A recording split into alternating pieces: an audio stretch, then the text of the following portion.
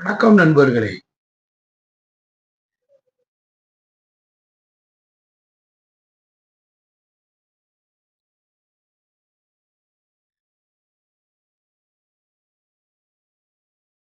திருக்குறள் விளக்க உரையில இதுவரை நாம 54 அதிகாரங்கள் பார்த்திருக்கோம்.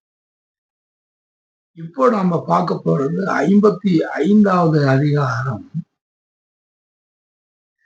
செங்கோன்மை.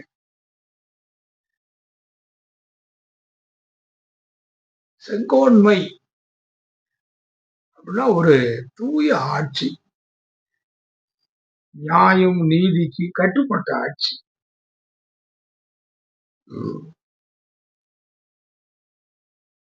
அந்த செங்கோன்மையை பற்றி திருவள்ளுவர் என்ன சொல்லியிருக்காருன்னா, ஒரு 10 குறள்ல அவர் சொல்லியிருக்கிறத பார்த்தா அவ்வளவு நியாயங்கள். ஒரு அரசன் எப்படி ஒரு முறைப்படியான ஒரு ஆட்சிங்கிறது எப்படி இருக்கணும் அப்படிங்கிறத பற்றிலாம் அவர் சொல்லும் பொழுது, இன்னைக்கு நாம பார்க்கக்கூடிய சில காட்டு ஆட்சிகளை அதுகளையெல்லாம் பார்க்கும் பொழுது, இந்த செங்கோன்மையை வள்ளுவர் எவ்வளவு பெரிய அளவுல சொல்லியிருக்காரு. அந்த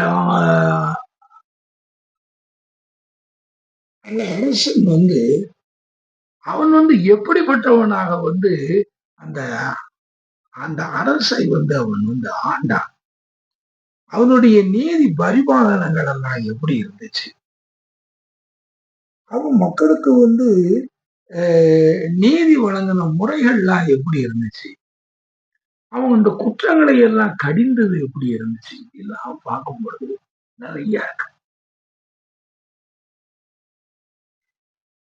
அந்த செங்கோன்மைங்கிறது இவ்வளவு பெரிய விரிவான ஒண்ணா ஆட்சி அதிகாரத்துல, அதுக்கு இவ்வளவு நுணுக்கங்கள். வள்ளுவர் அந்த சொல்லக்கூடிய அந்த ஒரு 10 குறள்ல அவர் அதுல சொல்லக்கூடிய நுணுக்கங்கள், அதுகளை எல்லாம் பார்க்கும் பொழுது ஆச்சரியமான ஒரு காரியமா இந்த செங்கோன்மைங்கிற அதிகாரம். நான் சொல்லிக்கிட்டே இருக்கேன், ஒவ்வொரு அதிகாரமுமே என்னை பொறுத்தவரையில ஆச்சரியமான ஒரு அதிகாரத்துல இருந்து இன்னொரு அதிகாரத்துக்கு வரும்போது அதுக்கு அங்க ஒண்ணு சொன்னா இது அதோட மேல ஒண்ணு சொல்ற. அங்க உள்ள தலைப்பு வேற, இங்க உள்ள தலைப்பு வேற. ஆனா இத சொல்லும்போது பெரிய லெவல்ல அவர் சொல்றாரு. அப்படி பார்க்கும் பொழுது வள்ளுவருடைய அந்த செங்கோன்மை மன்னர்களுடைய செங்கோன்மையை விட வள்ளுவருடைய செங்கோன்மை அவ்வளவு புனிதமான ஒரு செங்கோன்மையா இருக்கு. இவன் இந்த செங்கோன்மையில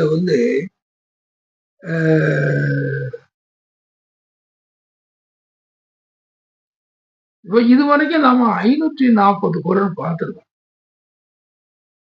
இந்த 541வது குறள் என்ன அப்படின்னா,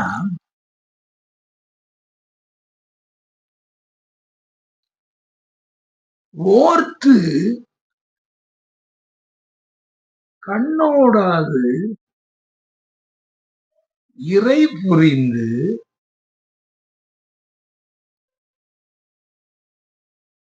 யார் மாட்டும் தேர்ந்து செய்வதே முறை. பகுதி பகுதியா அந்த ஒவ்வொரு அசையிலுமே ஒவ்வொரு விஷயங்களை சொல்ற. ஓர்த்து அந்த ஒவ்வொரு அசை சொற்கள்ல வரும் பொழுது அதை பகுதி பகுதியா சொல்லும் போதே அதுக்கு தனிப்பட்ட ஒரு பொருள், அதுக்கு உள்ள விளக்கங்கள். அதாவது ஓர்த்து, இது ஓர்த்து அப்படிங்கும் போது நன்றாக சிந்தித்து பார்த்து ஓர்த்து அதுக்கப்புறம் வந்து கண்ணோடாது அந்த கண் வந்து வேண்டியவனுக்கு ஒண்ணு வேண்டாதவனுக்கு ஒண்ணு அப்படின்னு கண் ஓடாம கண் ஓடாது. அதுக்கப்புறம் சொல்றாரு இறை புரிந்து. இறை புரிந்து அப்படிங்கிறது அந்த அந்த ஒரு அரசனுடைய அந்த ஆட்சி நேர்மையான ஆட்சி அதனுடைய அலை அவன் செய்து இறை புரிந்து யார் மாட்டும் ஆள் யாருனாலும் பரவாயில்ல யார் மாட்டும் தேர்ந்து செய்வதே முறை. தேர்ந்து யோசிச்சு தேர்ந்து என்ன செய்யலாம், இத இப்படி ஒருத்தர் செய்திருக்காங்க, என்ன இருக்குது செய்யணும் அப்படிங்கும் போது தேர்ந்து அதை வந்து நன்றாக வந்து யோசிச்சு இதை வந்து அதுல வந்து ஒன்ன ஒரு செலக்ட் பண்ணி அந்த தேர்ந்ததை தேர்ந்து செய்வதே முறை. முறை செய்த மன்னவன் அப்படின்னு சொன்னா நியாயம் செய்த அதுதான் முறை. இதுல பாத்தீங்கன்னா ஒவ்வொரு ஒவ்வொரு சொற்களுக்கும் அந்த இதுகளை அந்த திருக்குறள் அமைக்கும் போது அது உள்ளே வந்து அந்த பொருள் வந்து அதுல ஒரு பொருள் முடிந்து 2வது பொருள் முடிந்து 3வது பொருள் முடிந்து 4வது பொருள் முடிந்து 5வது பொருள் முடிந்து அப்படிங்கும் போது இதுல ஒரு 2 அடி திருக்குறள் ஐயா, 2 அடி திருக்குறள்ல 1.25 அடி அதுல ஒரு 4-5 அசைகள் வருது. அதுல அவர் அவலத்தை அப்படி அது உள்ள வந்து அதை பேக் பண்றாரு. அது உள்ள அவ்வளவு செய்திகளை வந்து ஒரு சொல்லுல வந்து அதை சொல்லும் போது நீங்க பாத்தீங்கன்னா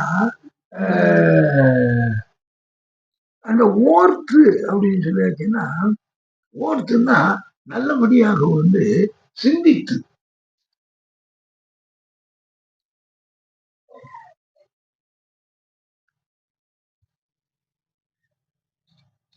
ஓர்த்து அந்த ஒரு குற்றங்கள் செய்து வந்திருக்காங்கன்னா அதை ஆராய்ந்து அதை வந்து ஓர்த்து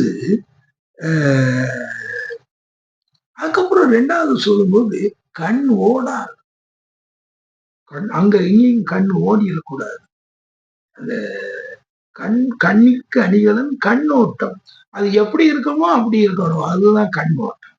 அதனாலதான் அந்த கண் ஓடாது அப்படிங்கிறது எங்கேயும் தறிகட்டு போகக்கூடாது. கண் வந்து அதற்கு உரிய அந்த இதுலதான் அது இருக்கணும். என்னாரு அந்த பக்கத்துல நம்ம நிற்கான், இந்த பக்கத்துல நமக்கு வேண்டாதவன் நிற்கான் அப்படிலாம் இல்லை. இந்த ஒவ்வொரு லைனை சொல்லும் பொழுதும் ஓர்த்து கண்ணோடாது இறை புரிந்து